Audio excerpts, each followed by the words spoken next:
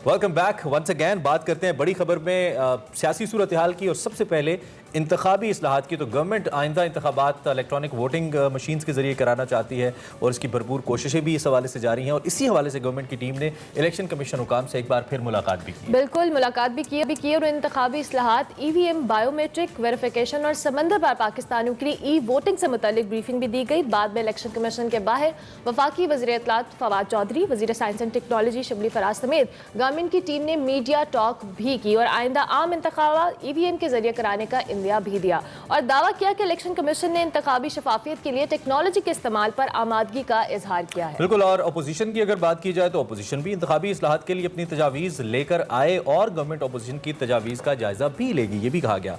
ताहम अपोजिशन इंतखाबी इस्लाहात के लिए गवर्नमेंट के साथ किसी भी किस्म का ताउन करने से साफ इनकार कर दिया है। दूसरी जानिब वफाक और सिंध के दरमियान जो मालियाती वसाइल का मसला है वो भी अपनी जगह पे मौजूद है और जो वसाइल की तकसीम है इस पर लड़ाई ऐसा लगता है कि बढ़ने लगी है, ज़्यादा फ्लेयर अप हो रही है सिचुएशन। वज़ीर आला सिंध मुराद अली शाह ने वज़ीर आज़म को खत लिखने के बाद कौमी इक़्तिसादी कौंसिल में भी एहतजाज किया है। मीडिया टॉक में उन्होंने वफाकी बजट में सिंध के लिए स्कीम्स ना रखने पर खदशात और तहफ़्फ़ुज़ात का इज़हार किया और यहाँ पे NFC की जो रकम है NFC अवार्ड की वो भी पूरी रकम ना मिलने का शिकवा किया। दूसरी जानिब वफाकी हुकूमत ये कह चुकी है कि जी हमने पैसे अवाम पे लगाने, सिंध गवर्नमेंट पे नहीं लगाने, आपको नहीं देंगे पैसे। ये मुख्तलिफ मौक़ों पे आ चुका है। बिल्कुल। और वफाकी गवर्नमेंट पर सिंध से ज्यादती और तासुब का भी इल्ज़ाम लगाया। वज़ीर आला सिंध के इल्ज़ामात पर वफाकी वज़ीर असद उमर मैदान में आए और उन्होंने कहा पीपल्स पार्टी सिंध कार्ड खेलने जो कह रहे उसका इल्ज़ाम लगाया कि सिंध कार्ड खेल रही है और वफाक के तहत सिंध और कराची में जारी मनसूबे भी गिनवाए और वाज़े किया कि सिंध गवर्नमेंट को सरे महल बनाने के लिए पैसे नहीं दे सकते। वफाकी गवर्नमेंट तरक्याती फंड बराह रास्त सिंध के अवाम पर खर्च करेगी। इसी तमाम सूरत हाल पर बात करेंगे। हमारे साथ मौजूद हैं वज़ीर मुमलिकत बराए पार्लिमानी अमूर अली मोहम्मद साहब। बहुत शुक्रिया अली मोहम्मद खान साहब कि आपने एक्सप्रेसो में ज्वाइन किया। इस सूरत हाल पर बात करने से पहले हम चूँकि कल के वाक़े की ज़रूर बात करेंगे और हमने ये वाक़या देखा, बहुत अफसोसनाक वाक़या है। 62 के करीब जो कीमती जान है उसका नुकसान हुआ है, लेकिन हमने एक अजीब सी सिचुएशन देखी कि अभी भी यहाँ पर एक दूसरे की तरफ ब्लेम गेम का मामला है। गवर्नमेंट जो है अपोजिशन पर इल्ज़ाम लगा रही है, अपोजिशन गवर्नमेंट पर इल्ज़ाम लगा रही है, इस्तीफे मांगे जा रहे हैं। क्या ये मामला इस वक्त हमें ये सोचने का नहीं है कि ये वाक़यात होते क्यों हैं, इनका रूट कॉज क्या है, ना कि हम एक दूसरे पर इल्ज़ाम लगाएं? बिस्मिल्लाहिर्रहमानिर्रहीम, अल्लाहुम्मा सल्लि व सल्लिम व बारिक अला सय्यिदिना मुहम्मद। बहुत शुक्रिया जी। आपने बिल्कुल वही बात की है जो सबके दिल की आवाज़ है और कल मैंने इस पे एक प्रोग्राम में ये बात मैंने भी की है कि बजाय इसके कि इस पे दोनों तरफ से ब्लेम गेम हो, अवाम में ना उसका कोई अच्छा तासर जाता है। दूसरा, हम हुकूमत हैं, अवाम हमसे जो है वो कारकर्दगी एक्सपेक्ट करती है और अगर कोई वाक़या होता है तो उसकी रीजन एक्सपेक्ट करती है। इसी तरह अपोजिशन से अवाम एक्सपेक्ट करती है कि वो यहाँ पे आके एक वाक़े से सियासी फ़ायदा ना उठाएं और वहाँ पे लाशें पड़ी हों और यहाँ पे आप तंदु तेज़ तकरीरें करें। ये रेलवे आपके भी नीचे रही 15-15, 20-20 साल इन लोगों ने इस पे हुकूमत की है, तो ये वक्त नहीं है कि हम एक जटरी वजह से रेल तबाह हुई, बल्कि वक्त है उन मरीजों की खिदमत करने का और उन शहीदों के घरों में जाने का और वहाँ जो जिस हालत में वो लोग पड़े हुए थे उनको निकालने का। वो तो काफ़ी हद तक काम हो गया है, लेकिन 60+ डेथ्स हैं। मैं समझता हूँ कल ऐवान में जो हुआ वो कोई ज़्यादा अच्छा नज़ारा नहीं था, क्योंकि ऐसे मौके पे अवाम, हुकूमत और अपोजिशन के बीच में एक ज़्यादा मचोर, मैं ये मोहब्बत वगैरह की चीज़ों पे तो यकीन ज़्यादा नहीं रखता, क्योंकि ऐवान में तुंदो तेज़ बातें होती हैं, ये कोई रूटीन की बात होती है। लेकिन ऐसे मौके पे थोड़ा सा बुर्दबारी और संजीदगी ज़रूरी है। हुकूमत अपनी भरपूर कोशिश कर रही है कि जितना भी हो सके उनका अजाला किया जाए नुकसान का और साथ साथ इसकी इन्वेस्टिगेशन हो। और कल मैंने ये बात की भी है और आज आपके प्रोग्राम पे भी करता चलूँ कि आज़म सवाती साहब जो इसके मिनिस्टर हैं वो आके ऐवान को इंशाल्लाह इस पे ब्रीफ करेंगे कि ये वाक़या क्यों हुआ और इसमें रिस्पॉन्सिबिलिटी कहाँ कहाँ तक जाती है। जो रिस्पॉन्सिबल होगा तो जाहिर है हुकूमत उससे फिर उसका जो है वो जवाब तलब करेगी। अली मोहम्मद खान साहब, कुछ अर्सा पहले ही इमरान खान साहब, वैसे तो कैबिनेट बहुत बार शफल हुई, लेकिन तकरीबन जब दूसरी दफ़ा उन्होंने इमरान खान साहब ने कैबिनेट को शफल किया तो उन्होंने बाकायदा तौर पर अवाम के सामने आकर ये बात की कि मैं हर वजीर से ये पूछूंगा कि उसकी कारकर्दगी क्या रही है और उसकी बिना पे फिर ये फैसला किया जाएगा कि क्या उसको काम जारी रखना। आपको याद होगा मुराद सईद साहब को 2 वजारतें दे दी गई थी उसी वक्त के ऊपर कि उन्होंने बड़ा अच्छा काम किया, लेकिन उसके बाद एक तो वज़रा इतने तब्दील हुए, पोर्टफोलियोज इतने तब्दील हुए, मेरे ख्याल में अब प्राइम मिनिस्टर को यही समझ नहीं आती होगी कि वो पूछें किससे। तो آپ پارلیمانی امور کے وزیر ہیں, کیا وزیر اعظم پوچھتے ہیں آپ لوگوں سے کہ آپ کی کیا کارکردگی ہے؟ اور اگر پوچھتے ہیں تو وہ پبلک کیوں نہیں ہوتی؟ اس کی بیس پہ پھر آپ کی پروموشنز ڈیموشنز کیوں نہیں ہوتی؟ اتنے بڑے بڑے واقعات ہو جاتے ہیں. اس پہ کیا ابھی تک تحریک انصاف کی کارکردگی؟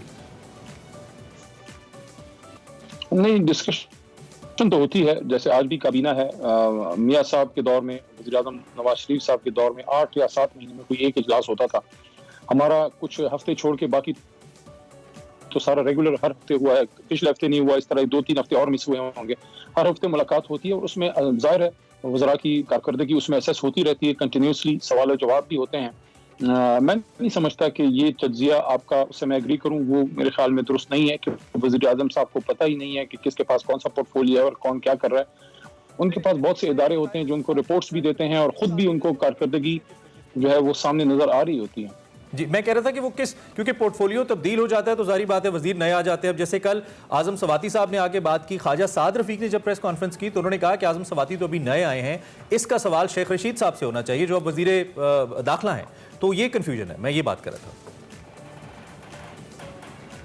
دیکھیں, ہم سیاستدانوں کو تھوڑا سا اس پہ میچورلی بیہیو کرنا ہوگا, ایجوکیٹڈ لوگوں کی طرح, کہ جب کوئی واقعہ ہوتا ہے کسی بھی جگہ, جب پولیس جاتی ہے کرائم سین پہ, تو سب سے پہلے جب وہ کرائم سین اسٹیبلش کرتے ہیں, نقشہ موقع جب بناتے ہیں, تو وہ دیکھتے ہیں کہ کس ڈرائیور کی غلطی تھی, کون کس سپیڈ سے جا رہا تھا, پھر رسپانسبلٹی.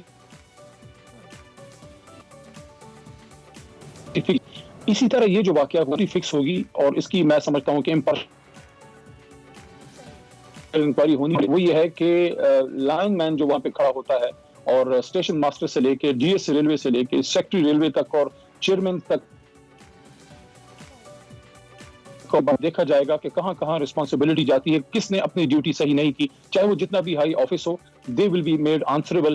لیکن یہ ہے کہ جب تک رسپانسبلٹی فکس نہ ہو اور آپ کو یہ نہ پتہ لگے کہ غلطی تھی یا حادثہ تھا یا نیگلیجنس تھی, ریکلیسنس تھی, تب تک میں سمجھتا ہوں just asking for somebody's head to roll یہ تھوڑی سی زیادتی ہوگی, کسی کے ساتھ بھی نہیں ہونی چاہیے. ہاں, اگر کسی کی رسپانسبلٹی فکس ہو جاتی ہے اور پھر اس میں صرف نظر ہوتا ہے تو پھر ہم ان باتوں کے ساتھ نہیں ہیں. ٹھیک ہو گیا. علی محمد خان صاحب, اب چونکہ ہم انتخابی اصلاحات کے حوالے سے بات کر رہے تھے, الیکشن ریفارمز کے لیے اگر ہم بات کریں, بظاہر اپوزیشن گورنمنٹ کے ساتھ کچھ کنٹریبیوٹ یا تعاون کرتی نظر نہیں آ رہی, اور اپوزیشن نے گورنمنٹ کے ساتھ کسی بھی معاملے میں تعاون سے صاف انکار کیا. کیا اپوزیشن کی رضامندی کے بغیر جو انتخابات ہیں وہ اس طرح سے ہو پائیں گے؟ ان کا جو الیکٹرانک ووٹنگ کے ذریعے اس کا استعمال ممکن ہو پائے گا؟ دیکھیں, اپوزیشن کا ایک بنیادی اس میں رول تو ہے, کیونکہ ظاہر ہے ان کے پاس بھی اچھی خاصی تعداد ہے پارلیمان میں, سینٹ میں بھی اور قومی اسمبلی میں بھی. تو یہ کوئی ایسی حکومت نہیں ہے جس کے پاس 2/3 اکثریت اور ہم کسی کو بلڈوز کریں. ہمارے پاس اگر ہو بھی تو ہم بلڈوز نہ کریں, کیونکہ یہ چیزیں ایسی ہیں کہ اگر آپ اس میں ون سائیڈڈ کر لیں خدا نخواستہ, تو جو دوسرا تیسرا چوتھا سٹیک ہولڈر ہے وہ اگر اس کو نہیں مانتا تو وہ انتخابات ہونے سے پہلے متنازع ہو جائیں گے. اس لیے وزیر اعظم صاحب نے پہلے ہی جو ہے پہلے دن سے تقریباً آج سے 2-2.5 مہینے پہلے اپوزیشن کو دعوت دی تھی کہ الیکٹورل ریفارمز, خاص کر الیکٹرانک ووٹنگ مشین اور اوورسیز پاکستانیز کے معاملے پہ آپ آئیں, اپنی تجاویز دیں. اور میں سمجھتا ہوں کہ انشاءاللہ اپوزیشن کو اس میں ہم ان سے انپٹ ضرور لیں گے, اور اسمبلی میں جب پٹ ہو جاتا ہے تو آٹومیٹکلی وہ پھر انپٹ دیتے ہی ہیں. میں نے تو یہ بھی تجویز دی تھی کہ جو اس کے لیے پارلیمنٹری کمیٹی اور لیجسلیشن تھی جس میں سینٹ اور قومی اسمبلی سے ممبران ہیں, اس میں ہی اگر اپوزیشن مناسب سمجھے تو ادھر اس کو موو کر دیتے ہیں جہاں ان کے پارلیمانی لیڈران ہیں, تاکہ سب اس پہ رائے دیں. بہرحال میں دوبارہ یقین دلانا چاہتا ہوں کہ اپوزیشن کو سائیڈ لائن کر کے کوئی اصلاحات نہیں ہوں گی. ہم ان کو اس پہ ان کے تجاویز ضرور لیں گے, یا ان کو اسٹیک ہولڈر ہیں ان کو اس میں شامل ضرور کریں گے. لیکن الیکٹرانک ووٹنگ مشین پہ ایک بات ضرور ہونی چاہیے, کیونکہ یہ ایک ایسی چیز ہے کہ اگر یہ کامیاب ہو گئی اور امپلیمنٹ کامیابی سے ہو گیا تو اس سے بہت سے مسائل انشاءاللہ العزیز حل ہو جائیں گے. اور وزیر اعظم صاحب کی خواہش بھی یہی ہے کہ دیکھیں, داندلی کا الزام بھی ہم پہ لگا اور ہم ہی کوشش کر رہے ہیں کہ آئندہ انتخابات صاف شفاف ہوں, حالانکہ یہ کام تو اپوزیشن کا تھا. ان کو زیادہ زور لگانا چاہیے تھا انتخابی اصلاحات پہ. مطلب یہ اس طرح سے ہے کہ مسئلہ اٹھایا جس نے تو وہ نہیں کر رہا, جس پہ الزام ہے وہ جو ہے میدان میں آ کے اپنا کام زیادہ تندہی سے کر رہا ہے. تو اگر اپوزیشن سیریس ہے صاف شفاف انتخابات کے لیے تو ان کو تو اس میں ہم سے زیادہ بڑھ چڑھ کے اپنا کردار ادا کرنا چاہیے، مل جل کے ہونا چاہیے تاکہ ونس فار آل معاملہ سیٹل ہو. حالانکہ ہر ملک کے اندر یہ معاملہ دھاندلی والا ہوتا ہی ہے. ڈونلڈ ٹرمپ نے کل پرسوں پھر ایک سٹیٹمنٹ دے دی جو بائیڈن کہ نہیں دھاندلی ہوئی ہے. یہ چلتا تو رہتا ہے لیکن اوبویسلی کچھ اس میں کمی لائی جا سکتی ہے. میں ذرا سندھ کے معاملے پہ آپ کی رائے چاہوں گا. سندھ بڑا نالا آپ سے نظر آ رہا ہے اور یہ بڑا خطرناک معاملہ ہے. ہم اگر قومی سلامتی کے تناظر میں اس کو دیکھیں، تمام صوبے بنیاد ہیں پاکستان کی ریاست کی اور تمام صوبوں کو ساتھ لے کر چلنا وفاق کی ذمہ داری ہے، ریاست کا فرض بھی ہے. لیکن اس وقت جو صورتحال چل رہی ہے، آپ کو لگتا ہے being a very important minister in P T I government کہ اگر آپ فنڈز کو ڈائریکٹلی تفویض کرنا چاہیں گے اپنے وہاں پہ جو بھی آپ کے ٹرسٹ وردی لوگ ہیں، جو آپ کے عہدیداران ہیں، ان کو، اس لیے کہ سندھ کی گورنمنٹ میں آپ کو خدشہ ہے کہ کرپشن کی جاتی ہے، تو آپ کو کوئی انتظامی سپورٹ تو علی محمد خان صاحب نہیں ملے گی چونکہ بہرحال گورنمنٹ سندھ کی ہے، انتظامی تو سارے معاملات ان کے پاس ہیں. تو یہ پھر پاسبل کیا ہوگا؟ میکنزم کوئی نہیں ہے، فنڈز دیے نہیں جا رہے ہیں، چاہے وجہ جو بھی ہے، عوام سفر کر رہی ہے. میں آپ کی ایک بات سے اگری نہیں کرتا. میں کوئی امپورٹنٹ منسٹر نہیں ہوں، میں کارکن ہوں، اپنی جماعت کا اتنا کارکن ہوں اور پاکستان کا انشاءاللہ سپاہی ہوں. میں صرف یہ کہنا چاہتا ہوں کہ وزیر اعظم صاحب کے دل میں کوئی بغض نہیں ہے اور وزیر اعظم صاحب چاہتے ہیں کہ کراچی بھی اتنی ہی ترقی کرے جتنا پشاور یا لاہور یا کوئٹہ کرے. اب 3 صوبوں میں ہماری حکومت ہے، ایک میں کوalition ہے بلوچستان میں، باقی 2 میں ڈائریکٹلی ہماری حکومت ہے. سندھ کو میں نہیں سمجھتا کہ ہم کوئی زیادتی کریں یا افورڈ کر سکتے ہیں کیونکہ ہم ادھر بڑے سٹیک ہولڈر ہیں. اگر آپ اوور آل دیکھیں تو سندھ میں پاکستان تحریک انصاف دوسرا یا تیسرا بڑا سٹیک ہولڈر بن کے ابھری ہے.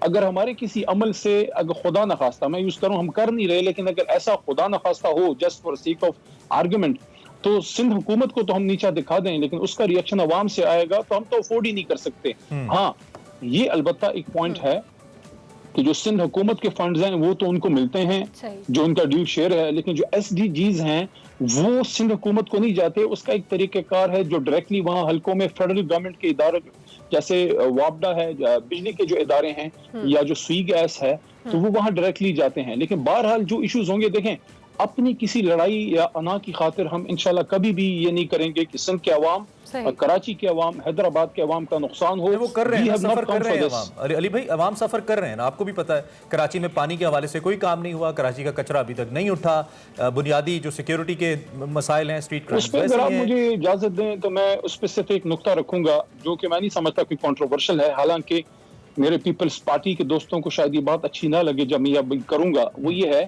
کہ سندھ میں کراچی ایک ایسا اورفن ہے، ایک ایسا یتیم ہے جو پاکستان کا تو معاشی ہب ہے، چھوٹا منی پاکستان ہے. میں آپ کو اپنے تجربے سے یہ کہہ رہا ہوں، منی پاکستان اس لیے ہے کہ دیکھیں پاکستان میں جو ایک بہت بڑی آبادی پختون ہے، ہمارا پختونوں کا دارالخلافہ جو ہے وہ پشاور ہے، لیکن پشاور سے زیادہ پختون کراچی میں. اسی طرح بلوچ وہاں آباد ہیں، سندھی خود وہاں آباد ہیں، اردو اسپیکنگ ہے، پنجابیز ہیں. سو دس از اے منی بیوٹیفل پاکستان. اب اس کا المیہ یہ ہے کہ کراچی سے کبھی پیپلز پارٹی کو ووٹ نہیں پڑا اور سندھ سے ہمیشہ پیپلز پارٹی کی حکومت آتی ہے، تو پیپلز پارٹی کی وہ توجہ کراچی پہ نہیں رہتی، حیدرآباد پہ، کیونکہ ادھر سے ان کو ووٹ نہیں پڑتا. یہ ایک المیہ ہے. اب یہ دیکھیں پانی کا، کچرے کا مسئلہ لوکل گورنمنٹ کا یا صوبائی حکومت کا ہے. اب لوکل صوبائی حکومت نے یہ کرنا ہے، ہم سے جو تعاون ہوگا ہم کریں گے، لیکن مین آن گراؤنڈ اور پیپل آف پروونشل گورنمنٹ جو انہوں نے کرنا ہے. ہمارا تو کام نہیں ہے وہاں صفائی کرنا یا پانی پہنچانا، حالانکہ ہم کر بھی رہے ہیں، کوشش کر رہے ہیں فیڈرل سے، لیکن basically this is the duty of the صوبائی گورنمنٹ، کیونکہ 18ویں ترمیم کے بعد اب ان کے پاس ہے. گورنمنٹ ان کے ساتھ تعاون کر سکتی ہے لیکن سٹل ذمہ داری ایٹ دن ان کی بنتی ہے. علی محمد خان صاحب، بہت شکریہ کہ آپ نے علی پریسو میں جوائن کیا. مختلف جو موضوعات ہیں اس کے حوالے سے انہوں نے اپنے خیالات کا اظہار بھی کیا. اوبیسلی بہت ساری چیزیں ہیں جن کو ہمیں ڈسکس کرنے کی ضرورت ہے. ابھی ہمیں ایک بریک لینی ہے، بریک کے بعد حاضر ہوں گے. آپ دیکھتے رہیے ایکسپریسو.